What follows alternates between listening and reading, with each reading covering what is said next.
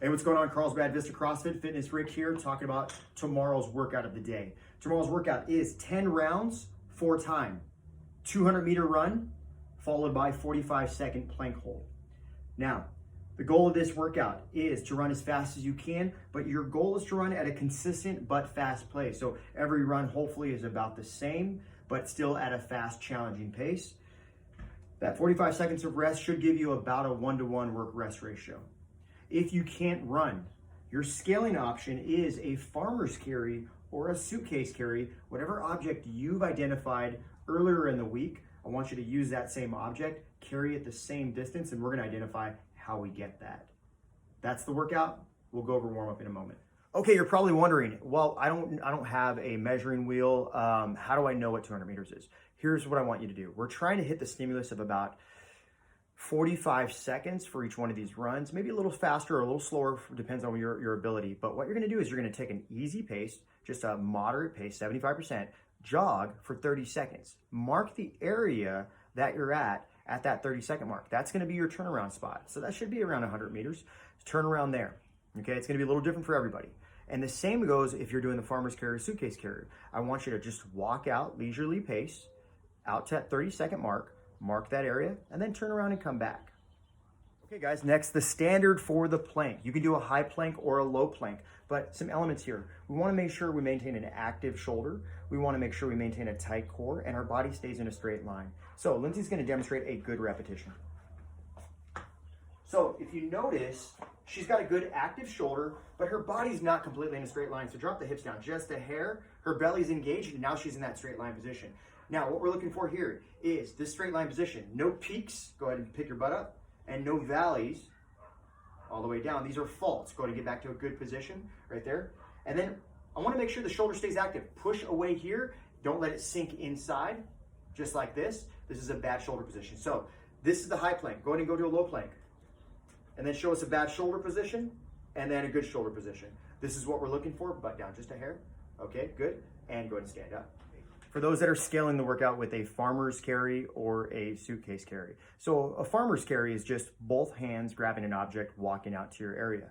A suitcase carry is just one hand on one side. The suitcase carry is actually tougher, so if you choose that, that's what I would recommend. Just switch hands at the 100-meter mark. Now Lindsay's gonna demonstrate with a backpack and a water jug to just remind us what that suitcase carrier looks like. So let's go with the water jug first. She stands next to it as close as possible to that object. She's gonna bend down, grab the object, keep her back flat, butt down a little bit, and stand.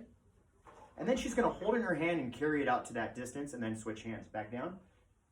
And she can do the same thing with a book bag. And then walk out, and then switch hands on the way back.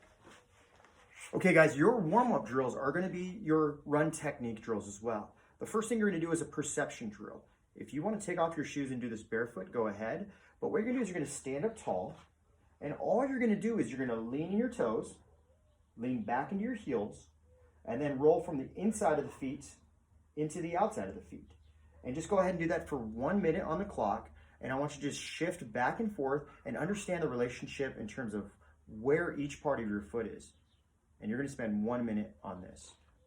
Drill number 2, once we understand kind of our foot mechanics, we're getting a little warmed up, then we're gonna jog in place for 1 minute. Now, go ahead and jog in place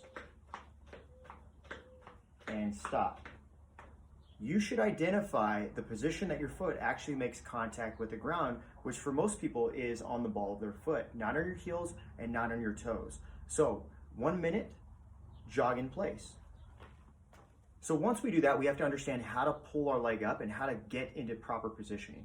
So what we're gonna do is we're gonna spend 20 repetitions doing a high knee jog followed by a butt kicker. Lindsay's gonna demonstrate with about 5 reps, high knees, butt kickers, and then she's gonna pause, and then I'm gonna ask her to find something in the middle. So let's do about 5 high knees, and then 5 butt kickers, and then try to find a space somewhere in the middle. And notice that her ankle is pulled directly underneath her hips. Okay guys, our next drill. So once we've learned how to pull our legs up, we learned how to maintain good posture and positioning, we know exactly where our feet are supposed to land, we're gonna practice falling forward. We're gonna do this 3 times, and you're gonna jog the route that you're gonna run for today's workout. This will kind of prep you a little bit better for today's workout. So Lindsay's gonna jog in place.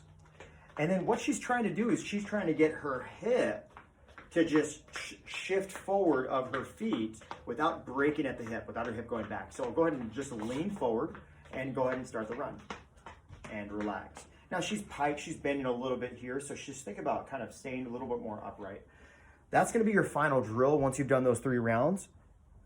Then you can start the workout.